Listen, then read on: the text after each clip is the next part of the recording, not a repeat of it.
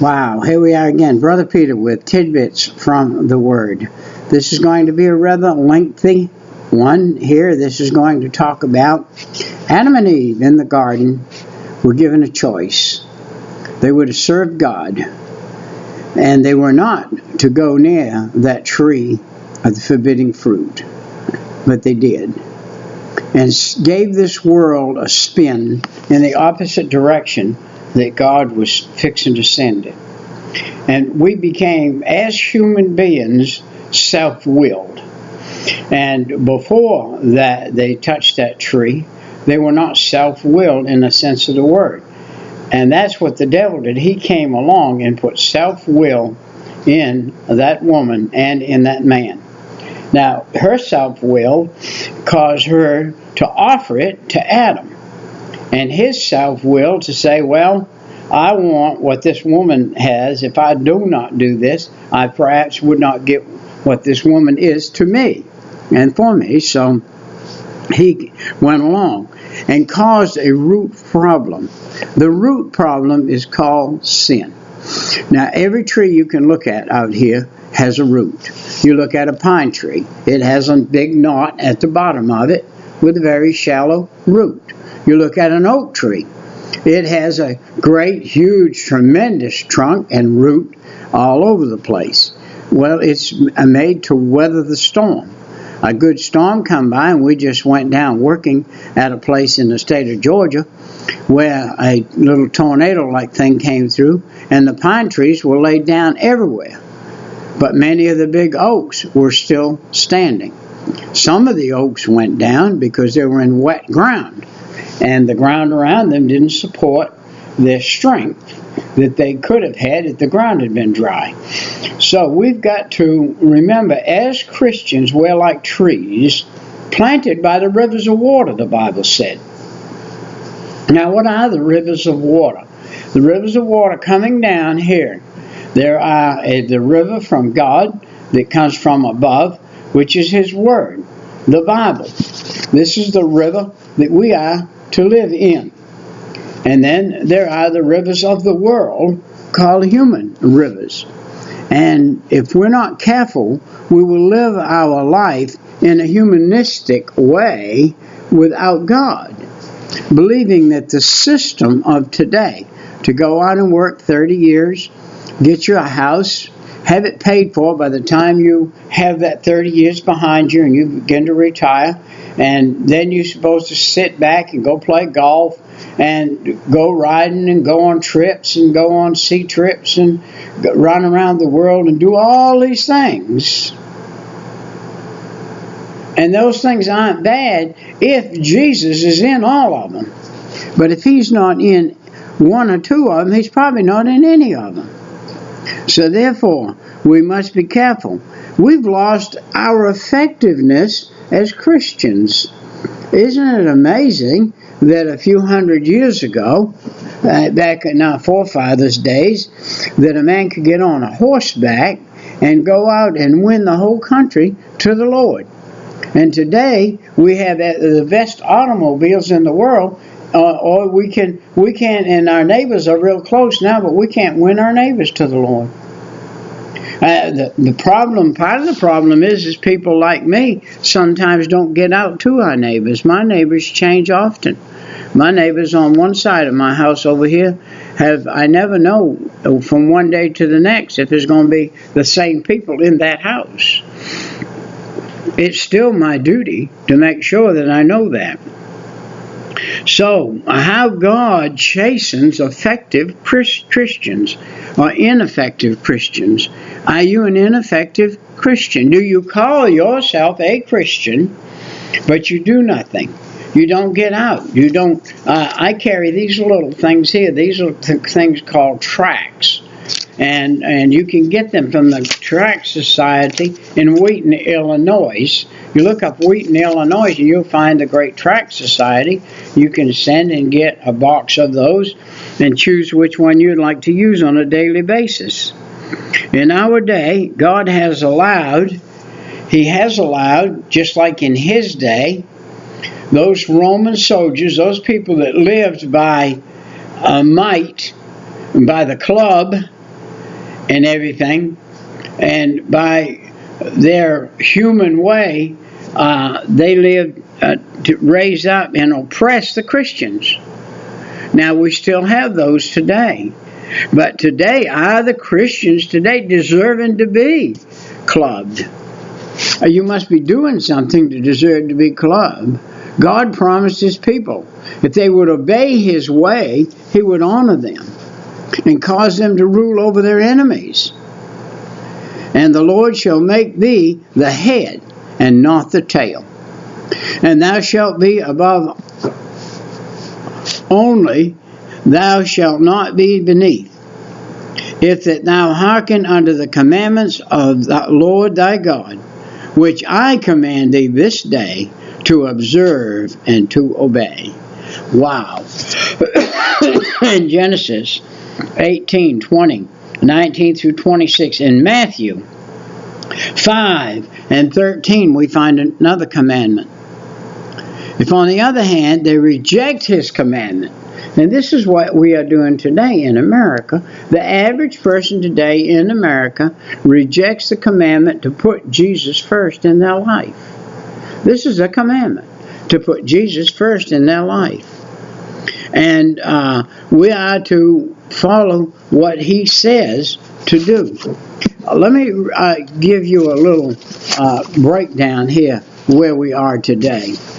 Where revival influence in the world occurs like it used to do. Just our brother in the Lord and our friend Billy Graham left here and went to heaven. And I do not see now the great awakening that he caused everywhere that he went still happening. Perhaps it is in a smaller way, or some influence is still happening. But we're living in United States of America is a country in apostasy. What is apostasy? That's not doing what you know to do. What we know to do, we're not doing. The mighty dollar today, the penny and the dollar today, falls down as ruler in this United States of America. People are so interested in the dollar bill that they are not interested in the God that created everything, including the dollar bill. The influence of the world is amazingly subtle, but very effective. It causes the love of Christians to slowly cool toward the Lord as they gradually conform to the way of the world. Now, you know what I see? I go in to pay for my gas. And before I can pay for my gas, I have to wait on a line of lottery people giving money to the man for lottery tickets. That 99 9/10 of those lottery tickets are dead tickets when they buy them. And I see people going to get a few dollars, a couple, $3, $10, $5 worth of gas and spend $15 on the lottery, thinking, well, I'll get gas money when I need it. I'll win one of these tickets. But it doesn't happen. Day after day, time after time. I think God allows those people who are not serving Him to spend their money on those lottery tickets. That 10% that belongs to God, He's going to allow them to waste it so they won't have it when they need it. And God won't have it either at the church, but He's supposed to have it. It said when we reject the way of God, it made us and believe that our happiness is hindered because of some physical defect. We accept the delusion that because we have a physical defect, God can't use us. That's not true. I see many people with physical defects God uses more than people without physical defects that will not yield themselves to Him. So we need to not worry about what we look like. I've always thought that I was an ugly person. And when I look in the mirror, I don't behold myself as a good-looking fellow. I behold myself as a very good-looking fellow. And when we resent authority, which God places over us, we demonstrate a spirit of willfulness. We accept the delusion that the devil has brought into the world in this day and age. There is a delusion here in this world that people themselves have brought on. When we make a little compromise, which we know are contrary to God's changeless standards, we're accepting the devil's delusion that he put in this world. So we must not compromise. Look, there are Christian ethics. The world's ethics do not go along with Christian ethics. The thing that came about a year or two ago called women's rights does not go along with God's system. The thing that came along and has multiplied by the billions is abortion. That's not God's choice for anywhere in the world, especially in America. And then, what are we in right now? I'm dealing with people right now that are meditating divorce, and they're married, and they're Christians, supposedly, they're church people. And they're meditating divorce. Why? Because of selfishness. When we allow bitterness to damage our spirit in our marriage, and when we believe that without love, marriage cannot survive. Well, you know something? If you married that woman, you're responsible to keep that woman. If you've got a problem, you made it. If she's got a problem with you, you made it. How do you fix it? I can't tell you. Every individual has to work on their own and keep their own self fixed in their own marriage. But if a man and woman get married, they are supposed to be married when they die. And you must work it out. Now we have a thing in this world called children's rights. Children today can take their parents to law for not allowing them to use their computers and their machines the way they want to use them. When we fail to provide our children with spiritual change, spiritual and supernatural training, that's training from the Bible. If we don't discipline them in God's Word, how can we expect them to grow up and be Christians or follow God in a major way? They won't. They will go the way of the world, and they will be in the way of the world. Wow. I listen to WOAK radio, if you can probably get it somehow on your website or whatever, and you can get WOAK on your web, and out of LaGrange, Georgia, 90.9, has some of the best 24 hours a day, has some of the best spiritual music, the best preachers in the world on there. And I listened to this preacher the other day that was really, really good. Really, he's astute. He is really astute. And he was talking about where we've allowed ourselves to go in America. We've allowed ourselves to go by neglect of to engraft the Scripture into another generation from us. If our children never see us read the Bible, they never see us praise the Lord, never see us pray at least once a day over the meal, 3 times a day, or once a day before we go to bed at night, when we neglect to engraft that into the family, into the Scriptures, and we allow sensual thoughts and actions to control our life, what do we expect our children are going to be? I'm telling you, I sat in the church today, a Christian church, a church I believe is following God, and see a child sitting in front of me while the preacher's preaching for a whole hour, has a 5-year-old child in front of me doing stuff on his telephone that he shouldn't even have at 5 years old, playing games that are shooting all shooting. And I saw one boy a week ago. He's 5 years old. He got so mad he got out of the seat. He got on the floor, and he's having a fit because of some shooting that he missed. What do you think he's going to do when he's 12 years old? And he comes across a gun, a repeater, something that will shoot many bullets. And he goes out there and he mows a bunch of people down.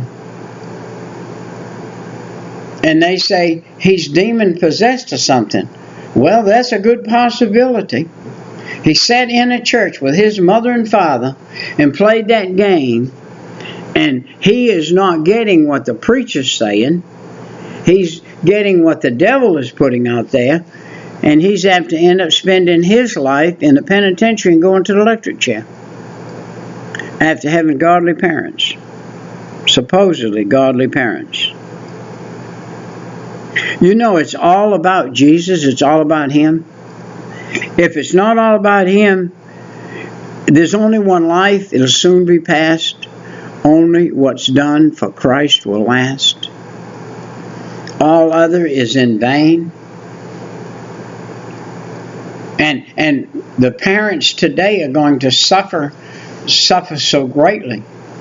Why are they going to suffer?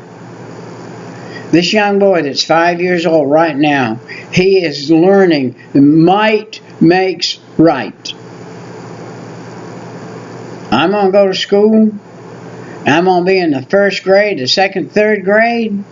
If my classmates, they don't treat me like I feel like I ought to be treated, I'm going to bring a gun in here and shoot them. Where did he get that? It's in his mind. He got it right off from his little telephone that he's sitting there. Everything that's in the way, shoot it. Everything that's in the way, shoot it. Everything that's in the way, shoot it. Everything that's in the way, shoot it. Why, if you're putting that in your mind daily, day after day after day, what do you think you're going to do when things get in your way? You're going to try to find a gun and shoot it. And then you're going to blame the kid. You blame the kid because of your neglect. When he's 12, 13 years old, if he makes it that long without shooting somebody.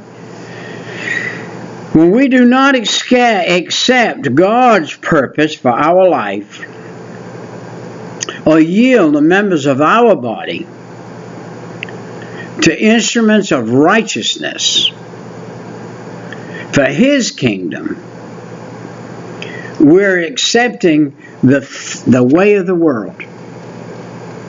And the way of the world is sudden destruction and misery and heartache. And man, don't you know there are parents out there today who are suffering great misery and great heartache and everything because of where their children are today? What got them there?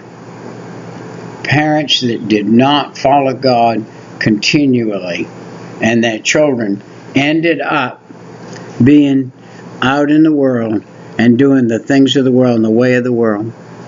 What they've put in their mind, the seed they sowed has come up and brought a desolate crop in their life that they'll never live down.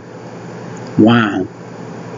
I don't even know what to call this excerpt right here, except that it is something to do with what is your testimony with your children? How are you doing? Are you paying attention? Are you paying attention what they're being fed today on their machine, their little machines that they've got? I think that you would have nearly faint. Some of you people would faint if you saw what some of those children have on their little machines. Did you know that the preacher I was listening to this week that did some research said that we had in 1 year, whatever the year was last year, and it's 2019 now, so it was 2018. In 2018, he said, the American people, listen to this now, American people across the board in the United States saw over 500 years worth of hours in pornographic material. In 1 year, 500 years of hours was used watching pornographic thing, and we wonder why we're having this desolation of just being proper. The minds are messed up, of all the way down to children and men molesting children, and men molesting women, and women molesting, and all. I mean, there's nothing that doesn't go, and there's no holds barred today. And the pornography people are getting richer and richer and richer and richer, and getting nastier and nastier and nastier, and getting braver and braver and braver. I love the fact that I read a little piece this week somewhere, or heard it preached, I read and listen to so much that somebody wrote a grocery store and said, do you know that I come in your grocery store and I shop and I bring my family, and when I'm checking out, you've got smut magazines up there. Some of them, my kids want to know, how come there's a paper over the front of that? Because it's not fit for human eyes to see, is why. And wrote a letter to him and said, we think that is a disgrace. And that store took all of the magazines, some $144 million a year or something like that, in their stores nationwide, they were making on that smut. Well, I guarantee you God will bless that store much more without that than it will with it. I shop in a good grocery store. I like my grocery store. I hate the fact that they are increasing every day the beer and wine aisle. They are increasing every day with the magazine deal, and they are doing terrible in that field. And so this is the way the world's going. I tell you what you got to do, and I got to do. We got to find our spiritual place, and we've got to fill in the gaps where we can, and that's all we can do. Just fill in the gap where you are. If you're a young person, if you have children, if you have grandchildren, and you're listening to this excerpt right here, you need to check out what they're doing with their little machine. Find out what they've got on it. Find out where it came from. If it came straight from hell, tell them about it. Say, look, would you do me a favor, son, daughter, granddaughter? Would you take that off your machine? If you take it off, you're going to have a problem. If you ask them, would you take that off? That's not good. That's not good for your mind, your heart, or your life. And it's going to cause you great difficulty later on. I won't be surprised that the 5-year-old that sat in front of me the other day, I won't be surprised if he's never, ever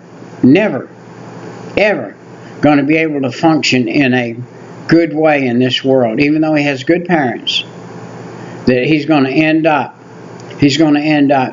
in some hellhole somewhere, some way, and probably die before his time. He may die and go to hell because of the parents not paying attention to what he's doing with that little machine he's got in his hand. I do not think that thing is of God. You could use it of God because you couldn't get the Bible. You can get the Bible on it. How many people do you seen had the Bible on it? Can you name one? I can't. I can name some. They'll say, well, you know, hey Pete, I carry my Bible in my back pocket, my little one. And they say, well, I got my Bible right here. The question is have you ever looked at it? Have you ever used it? Have you ever got in there and saw what information it can break down for you, and the question you can ask it and it will answer it? Have you ever done that? So that's the question. Have you ever done that? Well, listen, our time's coming, going. I'm rambling. Sometimes we need to ramble just to clear our own minds. And I'll see you next time. Right. Bye-bye.